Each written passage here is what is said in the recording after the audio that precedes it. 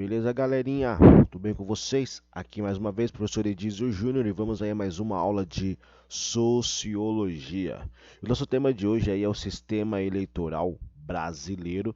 Vamos falar e tirar algumas dúvidas reais que muitas pessoas têm. E eu vou falar para vocês hoje, não da minha opção eleitoral ou do meu achismo, né, como eu gosto de dizer. Vou falar para vocês hoje com base em toda a Constituição Federal, como que as coisas acontecem. E o ponto fundamental aqui da nossa aula de hoje vai ser sobre aquela pergunta básica: o que acontece quando eu voto branco ou eu voto nulo? O que acontece quando esse voto ele existe dentro da minha concepção de aula ou dentro da minha concepção de eleição, desculpa aí. O que acontece quando eu voto branco ou voto nulo? O que vai, para onde vai esses votos?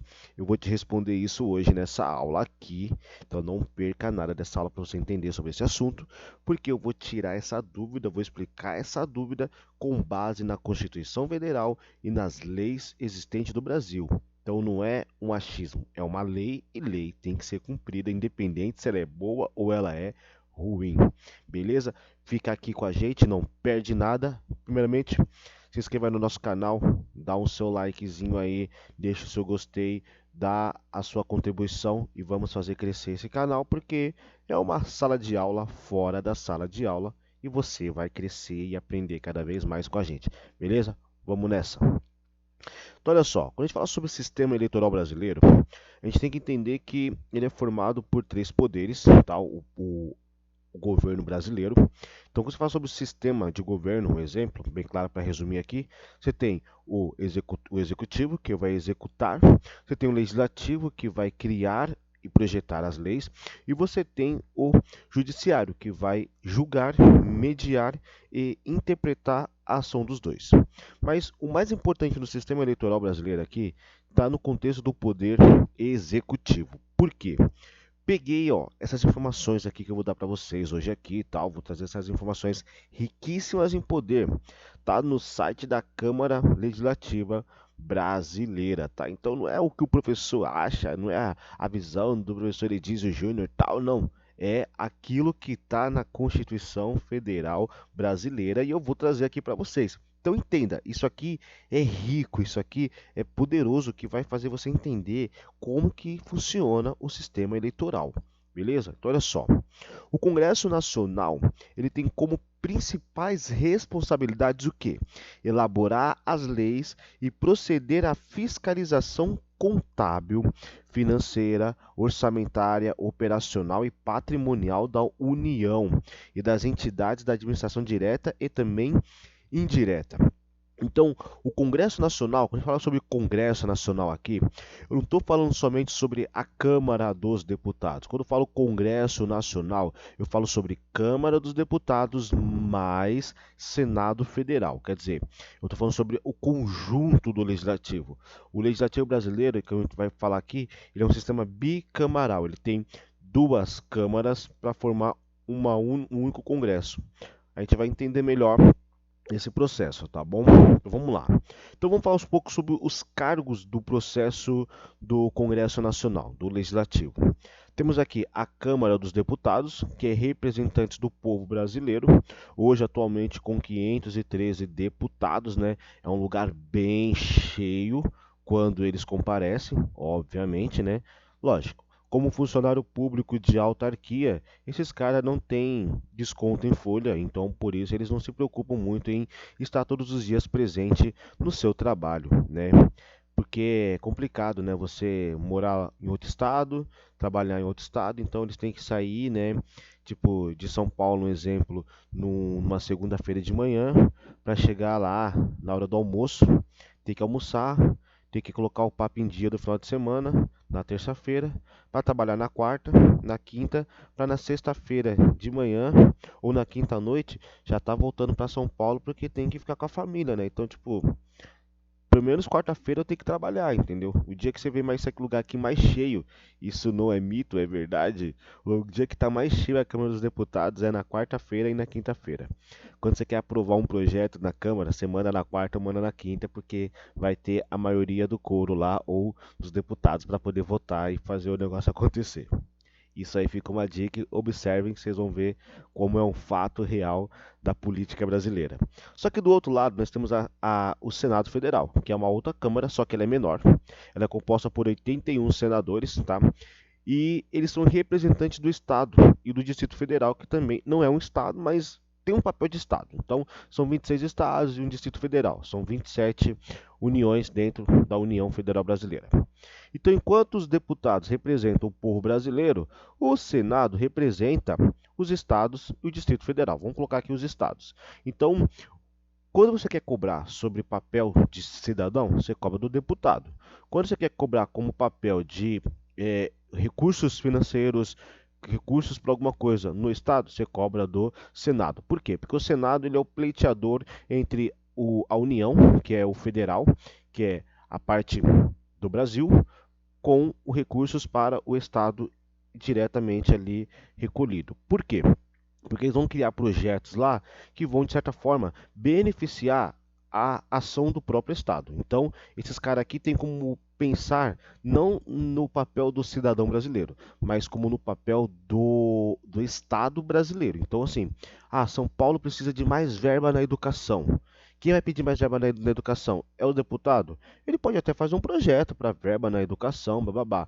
Só que quem tem que pleitear mais verba, recursos e blá, blá, blá, um monte de coisa é o Senado Federal. É os senadores eleitos por São Paulo que vão ter que pleitear, criar, fazer. Então, quando o governador quer alguma coisa da União, ele tem dois caminhos. Ou ele pode ir direto nos ministros e no presidente da República, que às vezes não é muito eficiente, ou ele pode, de uma certa forma, como lei, para não ser uma única vez, mas ser várias vezes, ele pode, como lei, pedir para um senador, representante do Estado, fazer esse papel aí mediador e fazer com que a coisa aconteça.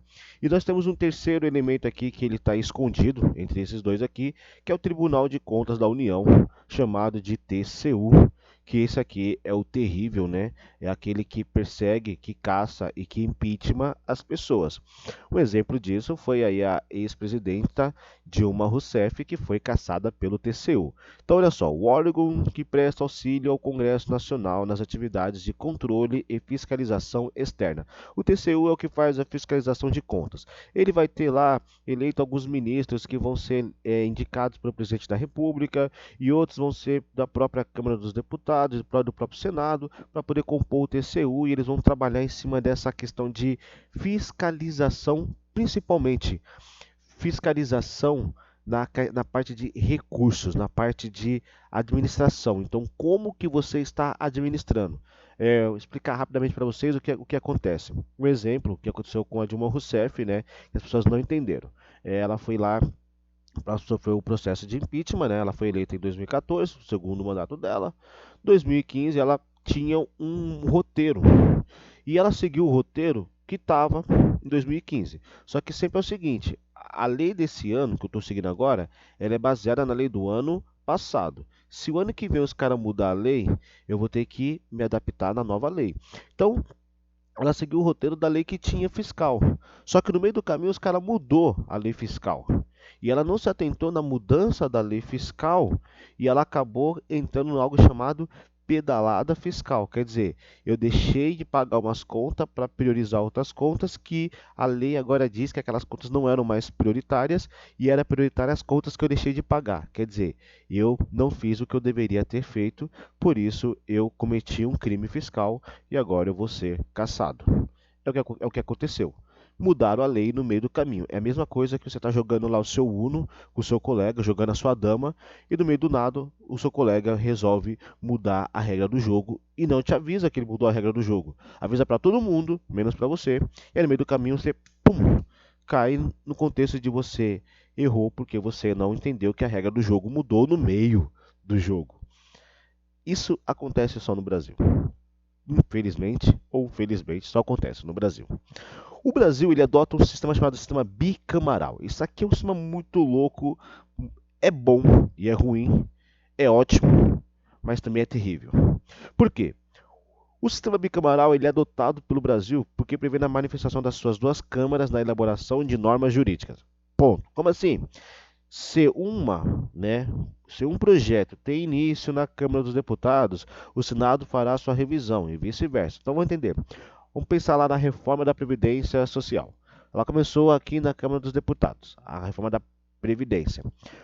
A Câmara do Deputado, ela fez todo o projeto, passou por todas as fases, blá, blá, blá, levou lá em torno de 6 meses. Aí ela pegou, aprovou. Em duas votações, ela aprovou. Aí pensa, pô, agora já virou lei. Não, vai mandar lá pro Senado. O Senado vai olhar e ver o que os caras que votou, se tem coerência, se vale, se não vale, se é bom, se não é bom, o que vai ser legal, o que não vai ser legal. Beleza. Pegou tudo isso aqui, adotou tudo isso aqui. O cara falou, pô, mas não foi legal isso aqui, eu não gostei. Eu não gostei desse ponto, desse ponto, desse ponto. Então vamos mudar, vamos mudar. Aí os caras resolvem mudar aqui. Se os caras resolverem mudar aqui, vai ter que voltar lá para a Câmara dos Deputados. Aí eles vão ter que ver essas mudanças que os senadores fizeram, apontaram, vão ter que tentar rever o que pode fazer, votar tudo de novo, mandar para os caras aqui depois fazer tudo de novo para ver se eles aprovam ou não para mandar para o presidente da República. E vice-versa. Se o projeto começar aqui, eles vão fazer, vão votar, vão mandar para cá, eles vão rever. Se tiver tudo ok, manda embora. Se não tiver tudo ok, manda de volta. Para você ter ideia, um projeto mesmo de lei, uma reforma mesmo que vai mexer com a estrutura constitucional e do país durante 10, 15, 20 anos ou até mais, é um projeto que às vezes leva 6 meses a um ano em cada uma das casas. Então você pensa o seguinte: uma lei, um projeto, uma reforma, ela pode levar 2 anos, 3 anos, 4 anos ou 7 meses, 8 meses, como a última que foi, mas assim, porque ela já vinha sendo discutida desde lá do Temer, desde a Dilma Rousseff, e para quem não sabe, e você tiver um pouco de curiosidade, pesquisa lá sobre reforma da Previdência nas eleições brasileiras. E você vai ver que esse assunto ele é discutido desde a eleição com Collor e Lula em 1989. Já se falava sobre isso. Fernando Henrique Cardoso, ele entrou na presidência em 94, dizendo que ia mexer, mas ele ia priorizar primeiro a reforma econômica, e fez, que foi o Plano Real. Parabéns, esse cara é top, tá até hoje aí. E o plano ainda continua bom. Segundo, depois foi o Lula, em 2002, dizendo que ia fazer alguma coisa, mas não fez e foi postergando. Jogou para frente para o seu sucessor ou sucessora, que foi Dilma Rousseff, que resolveu dizer o seguinte: eu não vou colocar a mão, desculpe o termo, nessa merda porque vai dar merda. Então deu merda que ela foi impeachmentada porque ela não quis aceitar colocar em pauta a reforma da Previdência, a reforma do ensino médio, a reforma tributária e algumas outras reformas, como a mais temida que foi aprovada pelo Temer, que era a reforma trabalhista. E aí você vê depois, quer dizer, então não é um assunto novo, é um assunto que já vinha há muitos anos sendo discutido nessas duas casas aqui, tanto na Câmara dos Deputados como na Câmara do Senado Federal, tá? Então, por que foi aprovado mais rápido? Em até 8 meses ela estava em aprovação, porque já tinha uma discussão muito mais prolongada e a ideia era não vamos passar de 2019 para 2020 com esse projeto, senão não tem mais volta depois. E é o que aconteceu, os caras aprovaram, está lá aprovado. Não foi o que eles queriam, mas foi pelo menos metade do que eles queriam. Então, metade favoreceu a economia e metade favoreceu a população. E assim segue o nosso Brasil. Só para vocês entenderem um pouco sobre essa historinha do Brasil, beleza? Então, olha só. Então, o Brasil tem um sistema bicameral. São duas câmaras para formar um congresso para ter toda essa reforma aí que a gente fala sobre por que é uma lei difícil ser formada no Brasil. E aí nós temos o Congresso Nacional, olha só. A Câmara dos Deputados é a casa em que tem início o trâmite da maioria das propostas legislativas. Então, onde que começa a maior parte das propostas legislativas no Brasil, professor? Na Câmara dos Deputados, porque são 513 caras pensando em como melhorar o Brasil, né? Digamos assim, melhorar o Brasil, melhorar o Brasil. Então a maioria das propostas começam na Câmara dos Deputados. O órgão de representação mais imediato do povo centraliza muito dos maiores debates e decisões de importância nacional. Quem? A Câmara dos Deputados. Porque o que passa pela Câmara dos Deputados, o que sai da Câmara dos Deputados, tem uma importância nacional gigantesca. Se aqueles caras fizerem uma lei e colocar essa lei em prática, assim, o cara não cria projetinho que fala, vamos criar árvore na rua. Não, o cara cria uma lei dizendo o seguinte, ó, vamos agora limitar não sei tal coisa, vamos aumentar não sei tal coisa, vamos barrar não sei o que. Os caras podem fazer o que eles quiserem. Se os caras criar uma lei, aquilo vira uma lei, e a partir do momento que é uma lei, tem que ser seguida. E aquela lei só deixa de existir quando criar outra lei. Tu tem que entender uma coisa, decreto tem prazos de validade. Decreto dura enquanto mandato, enquanto prazo, igual no Brasil agora dura 6 meses. Então eu dou um decreto, se daqui a 6 meses esse decreto caduca, ele acaba, tem que fazer outro decreto para poder validar esse antigo decreto. Uma lei não. Uma lei, se eu fizer ela hoje, ela vai vigorar até alguém chegar e fazer outra lei para substituir a lei que eu fiz. Então pensa uma coisa, o que esses caras decidem lá é de grande importância nacional. Aí vamos lá. Então isso aqui é a Câmara dos Deputados. Tá aqui uma imagenzinha linda e maravilhosa, né, do Planalto Central aqui sobre a Casa do Congresso Nacional Brasileiro. Beleza? Então vamos lá, vamos agora ao ponto fundamental. Como funcionam as eleições no Brasil? Olha só, nas eleições brasileiras, o voto ele é secreto. Ninguém pode ver em quem você votou e ninguém pode induzir ou direcionar ou obrigar você a uma sequência de voto. O voto ele é totalmente secreto, beleza? É totalmente secreto, professor? Não vou entrar nesse assunto, mas pergunta para o mesário o que acontece quando termina as eleições e quando ele tira a bobina da máquina da eleição, que tem lá o nome do candidato, em quem ele votou, o outro nome do outro candidato, em quem ele votou, e no final sai uma porcentagem de quantos votos para cada candidato e blá blá blá blá blá. Mas o voto é secreto. Só não é secreto naquela bobina que sai da maquininha e no pendrive que vai para o Tribunal Regional Eleitoral e nem o que vai para o sistema eleitoral. Ali é aberto porque os caras têm que ter abertura. Mas no restante, o voto ele é totalmente secreto. Tá? Então, olha só. Pode votar em branco ou simplesmente anular o voto. Isso é um direito das pessoas. Também é possível votar apenas no partido, o chamado votar na legenda. Pode votar em branco? Pode. Pode votar nulo? Pode. Também é possível votar somente no partido. Eu não quero votar em ninguém específico. Eu gosto do partido X. Eu gosto do partido 00. Então você vota lá 00, verdinho, pum, pum, pum. Votei no partido. Eu posso votar 00 do começo ao fim lá e tal. Vai vir meu partido. Que eu gosto do partido. Não importa quem deles vai entrar. Eu gosto de todo mundo que está lá dentro. Todo mundo que está lá dentro é honesto. Todo mundo que está lá dentro é legal. Todo mundo que está lá dentro vai fazer um bom trabalho. Vota no partido. Tem um projeto de mudança no sistema eleitoral brasileiro e tal, desse progresso de eleição, que quer mudar esse modelo para um modelo mais parecido com o norte-americano, onde eles querem tirar essa questão do candidato direto e colocar no partido. Então o partido vai ter uma quantidade de votos e internamente o partido vai eleger quem vai ser os seus representantes no Congresso. Então não vai ser mais uma coisa onde as pessoas votaram, vai ser mais algo onde o partido vai decidir quem vai. Então quem tiver mais voto dentro do partido internamente, quer dizer, é uma bagunça, não dá para explicar agora, mas assim, é um modelo mais colegiado igual do norte-americano. Já que eu estou falando sobre voto em branco e voto nulo, vamos entender agora o que, que é um e o que, que é o outro. Vamos entender o que, que é o voto nulo. O voto nulo é aquele em que o eleitor manifesta a intenção de anular seu voto.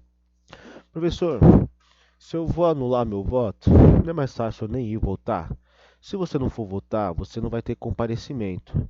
Depois de um período não comparecendo às eleições, isso vai prejudicar a sua vida funcional, como o bloqueio do seu CPF, uma multa. Lógico, a multa não é alta, mas é uma multa e também vai sujar o seu nome ali com o contexto de benefícios sociais, ou até mesmo conseguir um trabalho, ou entrar num concurso público, ou entrar numa universidade, coisas e tais. Então, qual foi a opção que os caras criaram para você não deixar de ir, mas também não ter que votar. Anular. O que que é o anular? Olha só, algumas pessoas acreditam que caso os votos nulos alcançarem a maioria absoluta, a eleição será cancelada. Olha só, se metade ou a maioria das pessoas no Brasil votar nulo, será cancelada. Olha o que diz um regimento do o regime eleitoral. Essa informação não é verdadeira, pois o entendimento da lei diz que são considerados exclusivamente os votos válidos, ou seja, os votos que são direcionados para algum candidato ou para alguma legenda, algum partido. Então, se vamos pensar o seguinte, todo mundo votou nulo. Aí eu era o candidato e eu votei em mim mesmo. Então todo mundo anulou seu voto. Vamos dizer lá, dos cento e poucos milhões de brasileiros que votam, todo mundo anulou seu voto. Só eu votei. Quantos votos estiveram válidos? Um, porque o nulo ele foi contado como voto inválido, então ele não tem valor. Já o voto válido, que foi o meu, foi um. Então eu tive a maioria dos votos. Quanto foi a maioria dos votos? Um. Então eu ganhei porque eu tive a maioria dos votos. Mas teve um voto. O contexto diz claro: ganha quem tem a maioria dos votos válidos. Voto nulo é voto invalidado. Ele não tem valor. Você anulou o valor dele. Ah, mas se todo mundo não for e não votar, aí vai cancelar as eleições. Olha, essa ideia é uma ideia meio que anarquista, que não tem padrão hoje no Brasil, porque você pensa o seguinte: quantos filiados tem dentro de um partido político? Tem partido político que tem 3, 4, 5 milhões de filiados. Então você pensa, você acha que esses caras não vão votar? Você acha que a família do candidato não vai votar? Então, cancelar uma eleição é uma possibilidade que não existe. Vamos dizer assim, é impossível nesse contexto. Só se você fechar as escolas eleitorais e ninguém votar. Mas no caso, ser cancelada a eleição só se for por algum decreto, alguma coisa, algo, mas não porque as pessoas votaram nulo ou porque as pessoas não foram votar, porque vão votar. Tem os filiados que vão votar. Então, voto nulo é o voto que foi invalidado. E voto invalidado não entra na computação para nada. Ele foi invalidado. É uma coisa que eu pegar uma nota de R$ 100, linda e maravilhosa, rasgar ela e jogar no lixo. Era uma nota de R$ 100 que eu rasguei ela e joguei no lixo. Ela vale alguma coisa agora? Rasgada e no lixo? Vale nada. É o voto nulo. Eu peguei e rasguei e joguei no lixo. Não tem valor. Entenda isso. Por quê? O voto branco. Aqui você vai entender a lei constitucional que deixa bem claro isso. Assim, o entendimento da lei é de que o voto branco não vai para a legenda ou para quem está ganhando, porque ele é considerado porque ele não é considerado um voto válido. A pessoa pensa assim, o voto nulo, o voto branco, ele vai para quem está ganhando, ele vai. Não, ele não é considerado voto válido. Mas por que que existe o voto branco? Porque lá no período do coronelismo, quando as pessoas iam votar, aí tinha que marcar lá, e ela não queria fazer aquilo, o que que ela fazia? Ela pegava e criava um quadradinho e colocava lá algo assim, tipo, eu não quero votar, eu não vou votar. Ou ela assinalava no espaço branco. E a pessoa fala, mas não tem nada aqui. Ele falou, então, eu não votei no nada. Quer dizer, o voto em branco é simplesmente uma ironia do que acontecia no período do coronelismo na República Velha Brasileira, lá atrás. Quem estudou história entende um pouco do que eu estou falando aí, sabe o que eu estou dizendo. Quando entrou na Constituição, olha só o que tiver que colocar na Constituição. Na Constituição Federal Brasileira, a Lei das Eleições, Lei de número 9.504 de 1997, diz o seguinte: diz que os votos brancos e nulos não são computados para definir a eleição de determinado candidato. Olha só, dizem que os votos brancos e nulos, não é só os brancos, é brancos e nulos, não são computados para definir a eleição de determinado candidato, seja partido, seja qualquer chapa, seja o que for que está lá tendo. Então, assim, é uma lei, está aqui, 9.504 de 97, grava essa lei, é uma lei federal, é Constituição Federal Brasileira, está dentro da parte das leis eleitorais brasileiras, não é o professor que está falando que acha, não, é lei, tá aí, você tá lendo, é uma lei. Beleza? Tirei sua dúvida. Se eu não tirei sua dúvida, cara, desculpa, mas entenda uma coisa: lei é lei, tem que seguir, pronto, acabou. Tá bom? E continuando aqui sobre o voto. Ó. O voto ele é obrigatório para quem tem entre 18 e 70 anos e sabe ler e escrever. Professor, eu sou analfabeto. Parabéns, você não tem que votar. Você também não pode tirar habilitação nacional. Você não pode ter um documento de registro profissional. Tanto habilitação quanto para voto, porque você é analfabeto. Então você não tem direito, porque você não sabe escrever. Tá? Analfabetos e pessoas com mais de 70 anos não precisam votar. Ah, então eu vou dizer que eu sou analfabeto e não vou ter que votar. É. Aí você não pode tirar habilitação de carro, você não pode tentar tirar uma carteira de trabalho, você não pode tentar, porque você é analfabeto, então você é uma pessoa que tem disfunção cerebral ou cognitiva. Você tem isso? Cuidado. Aquilo que eu digo é aquilo que acontece na nossa vida. Se eu falo que eu sou, eu acabo me tornando um. Então, fala que você é rico e quem sabe um dia você fica rico. É a teoria. Desde 1996, o Brasil utiliza a urna eletrônica. Neste caso, vota-se digitando os números dos candidatos ou partido. A urna é segura? Olha, ela é mais precisa do que o voto em cédula. Porque o voto em cédula ainda tem aquela questão de contar errado, alguém roubar o voto, alguém. A urna tem todos os erros, mas vamos pensar o seguinte, nós estamos no mundo da tecnologia 4.0, né? O mundo das coisas. Se você não informatizar, nunca vai melhorar. E o Brasil foi um dos primeiros países do mundo a informatizar tudo isso e a chegar no auge do que ele precisa. Parabéns para o Brasil, porque ele fez isso, coisas que países do primeiro mundo não fizeram, porque os caras têm medo. Mas medo da tecnologia, de alguém hackear e fazer? Não, não. Os caras têm medo das eleições começarem a ser mais justas e mais corretas e mais diretas. E eles não conseguirem mais roubar como eles roubam nas eleições. É um dos casos que acontece nos Estados Unidos, né? É uma das brigas eleitorais americanas, é essa, a contagem dos votos, é onde eles conseguem pegar e ganhar em cima de roubo eleitoral. Pesado isso. Vou falar um pouco sobre o papel do nosso querido eleitor. Ó. Como eleitores e cidadãos, temos o dever de acompanhar e verificar o trabalho dos nossos candidatos. Sendo assim, tendo o dever de saber quem são eles e saber como acompanhá-los. Hoje sendo mais fácil com as redes sociais e páginas digitais e até boletins do próprio Congresso Nacional.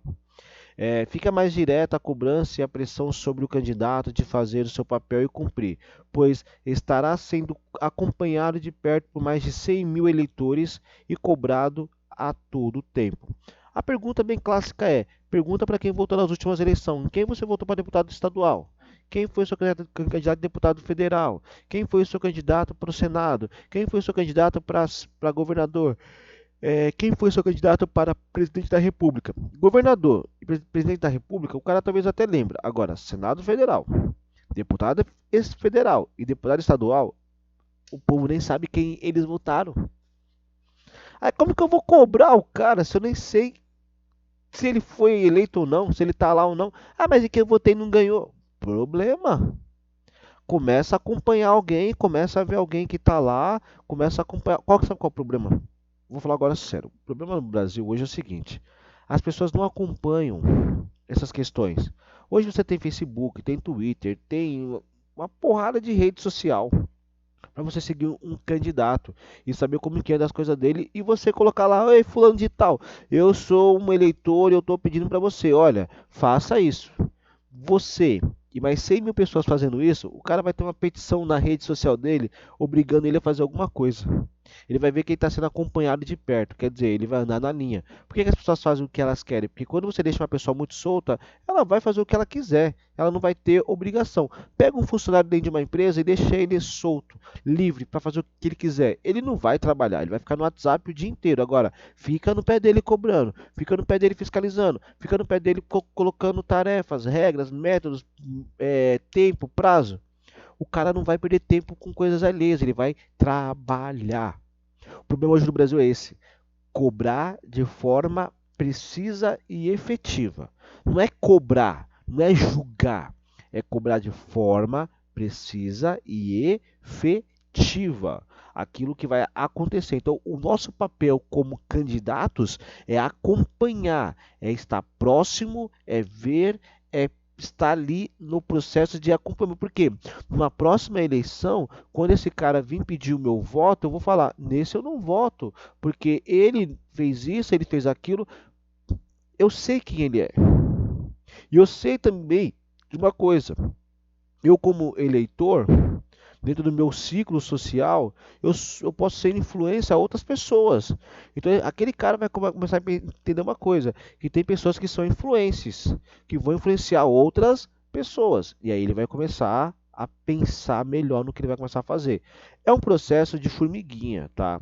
Não é que na próxima eleição tudo isso vai mudar, mas é pensar o seguinte, que nos próximos 10 anos isso pode mudar no Brasil. E daqui a 10 anos você começar a ter uma política totalmente diferente. Ah, eu duvido. Olha, por isso mesmo que o Brasil não vai, porque as pessoas duvidam e não fazem. Se elas duvidassem e fizessem, elas veriam o resultado. Ninguém sabe se é capaz ou não, se vai dar certo ou não, se não tiver um experimento. Se não houver um experimento do acompanhamento, nós nunca vamos saber se realmente isso vai mudar. Hoje, o modelo que eu digo para vocês é: acompanhar é o melhor caminho, porque vão mostrar quem são e vão se sentir pressionados a trabalhar da forma que eles têm que trabalhar. Pessoal, essa é a nossa aula de hoje. Eu espero aí que vocês tenham gostado do nosso assunto, tenham entrado a fundo, que você teve dúvida em algum tema, alguma coisa, volta o vídeo, reveja, analisa novamente e tal, para você conseguir acompanhar melhor, beleza? Não esquece de deixar aí o seu likezinho no canal, não esquece aí de deixar aí o seu joinha, o seu gostei, não esquece de se inscrever também no canal, indicar para outras pessoas que você conhece, para o seu colega, manda para o seu pai, para sua mãe, para o seu tio, para sua tia, manda lá até para o cachorro, para o papagaio, porque às vezes eles precisam também saber sobre eleições, sobre sistema eleitoral brasileiro. Aquilo que é bom para mim, eu compartilho com os outros também. Educação nunca é demais, saber nunca é demais, é necessário.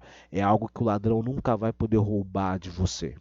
Aquilo que você sabe. Então, muito obrigado aí pela tua presença e pela sua paciência por me ouvir até agora. Tchau, tchau e até mais.